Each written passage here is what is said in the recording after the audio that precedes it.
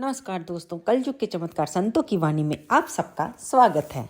दोस्तों, आज की वीडियो हम ला रहे हैं होली से पहले की एकादशी, जिसे कि आम्ल की एकादशी कहते हैं।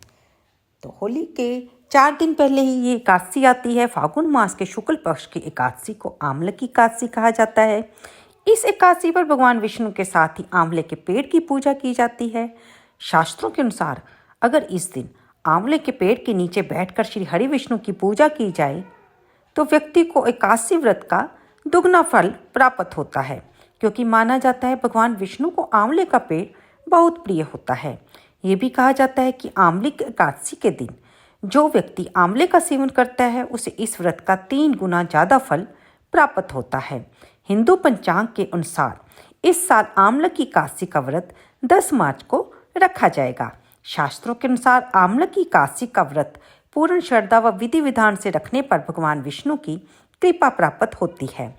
मान्यता है कि जो भगत इस व्रत को रखता है उसके सभी पाप नष्ट होते हैं, मोक्ष की प्राप्ति होती है। इसके साथ ही क्योंकि संसारी लोग हैं, हमें कोई ना कोई चिंता सताती है और कहीं ना कहीं ज़्यादातर ये चिंताएं धन से संबंधित होती है।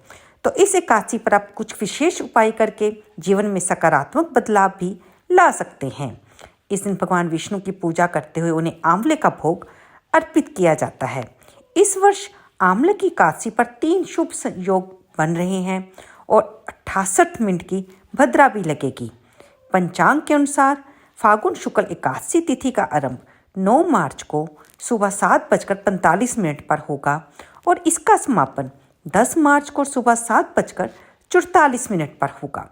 उदया तिथि के कारण इस बार आम्ल की एकादशी का व्रत 10 मार्च सोमवार को रखा जाएगा। पारण समय 11 मार्च को सुबह 6:35 से लेकर 8:13 पर रहेगा, क्योंकि द्वादशी तिथि का समापन भी इसी दिन सुबह 8:13 को हो रहा है। अब हम जाएंगे आम्ल की एकादशी के दिन क्या करें क्या ना करें। देखिए, अगर आप संतान सुख की प्राप्ति चाहते हैं तो इस दिन 11 छोटे छोटे बच्चों को आंवले से बनी हुई मिठाई जैसे कि कैंडी या मुरब्बा आजकल आता है, आप बच्चों को खिला सकते हैं। आप आंवले से बनी मिठाई मंदिर में दान भी कर सकते हैं, मुरब्बे का दान कर सकते हैं। दूसरा आता है, अगर आप मनचाहा जीवन साथी पाने के लिए इस व्रत को रख रहे हैं तो इस दिन विधि पूर्वक भगवान विष्णु की पूजा करें और उन्हें आंवले का फल अर्पित करें। ऐसा होता है कि हम किसी कार्य के लिए बहुत मेहनत कर रहे होते हैं लेकिन हमें उसमें सफलता नहीं मिलती, तो ये दिन खास माना जाता है अपने कार्य में सफलता के लिए। कैसे? इस दिन आप मंदिर में जाएं जहाँ पर आंवले का वृक्ष लगा है या जहाँ पर भी घर के पास मैदान में आंवले का वृक्ष लगा है, आंवले के वृक्ष में जल चढ़ाकर उसे छूकर प्रणाम कीजिए, उसकी परिक्रमा कीजिए, भगवान के मंत्रों का जाप करते हुए उस पर मौली अर्पित कीजिए। जैसे कि हम सुहागिन महिलाएं जब कोई व्रत रखती हैं तो पवित्र वृक्षों के आसपास परिक्रमा, जैसे कि पीपल की परिक्रमा करती हैं, तुलसी माता की, तो उन पर कच्चा सूत लपेटती हैं। इसी तरह आप भी आंवले के वृक्ष को प्रणाम करते हुए, उसकी परिक्रमा करते हुए उस पर कच्चा सूत या फिर मौली ही लपेटें और फिर उनसे पर दीपदान करें और उसकी जड़ में जो मिट्टी है आंवले के वृक्ष के नीचे उसे छूकर अपने माथे पर लगाइए। इससे आपके कार्य में जो असफलता आ रही है वह सफलता में बदल जाएगी, आपकी उन्नति होगी। और इसके साथ ही ऐसा करने से आपका दाम्पत्य जीवन भी सुख से बीतेगा। अब हम इसके साथ ही जानेंगे कि इस दिन हमें क्या दान करना चाहिए।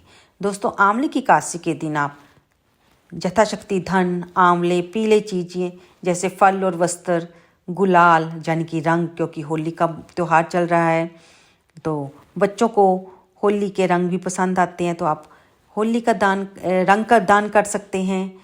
जैसे कि हम मंदिरों में होली के कीर्तन करते हैं तो वहाँ पर भी आप भगवान को तिलक करते हुए वहाँ पर भी रंग अर्पित कर सकते हैं, जो कि वहाँ पर बाद में संगत के काम आ जाता है। इस दिन अन्न का दान भी करना बहुत शुभ माना जाता है, इसलिए आप यथाशक्ति किसी भी चीज़ का दान कर सकते हैं।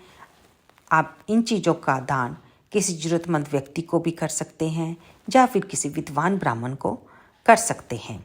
ऐसा करने से भगवान विष्णु की और माता लक्ष्मी की कृपा प्राप्त होती है। साथ में अन्नपूर्णा माता का भी आशीर्वाद मिलता है।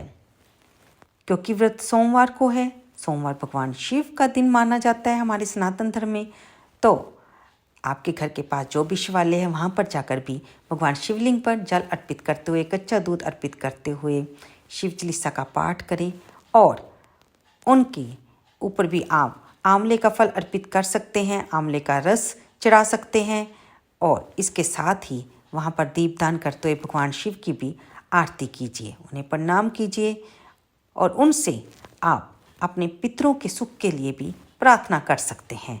क्योंकि एकादशी का दिन ऐसा होता है कि अगर हम अपने पितरों को इस व्रत का फल दें तो वे प्रसन्न होते हैं और हमें वे आशीर्वाद देते हैं। आशीर्वाद जब हम अपने माता पिता का लेते हैं, क्योंकि जब पितर क्या होते हैं, हमारे पूर्वज ही तो होते हैं, तो जब वे हमें आशीर्वाद देते हैं तो हमारे घर में सुख समृद्धि बनी रहती है, उसमें बरकत होती है। तो दोस्तों, ये तो सारी जानकारी थी आंवला की एकादशी में हमें क्या करना चाहिए, क्या दान देना चाहिए, इस व्रत में आंवले के वृक्ष को क्यों महत्व दिया जाता है।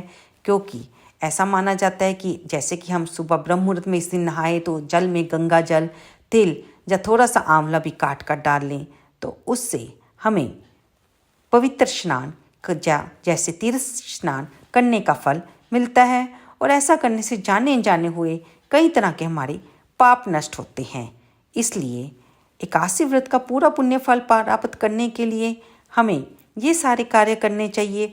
सूर्यास्त के बाद हमें तुलसी माता पर दीपदान करना चाहिए, माता की परिक्रमा करनी चाहिए। इस दिन तुलसी माता पर आप जल मत अर्पित करिए और पीपल के वृक्ष पर भी दीपदान अवश्य कीजिए। अपने घर के जो आपका मुख्य द्वार है वहाँ पर भी दीपदान करें। ऐसा करने से घर में माँ लक्ष्मी की कृपा होती है और आपको आर्थिक कठिनाइयों से छुटकारा मिलता है। तो उम्मीद करती हूँ दोस्तों आपको ये सारी जानकारी पसंद आई होगी। वीडियो को लाइक शेयर करना बिल्कुल ना भूलिएगा, कमेंट करना तो बिल्कुल भी ना भूलिएगा। तो चलते हैं दोस्तों, अगली वीडियो में फिर मिलेंगे। राधे राधे।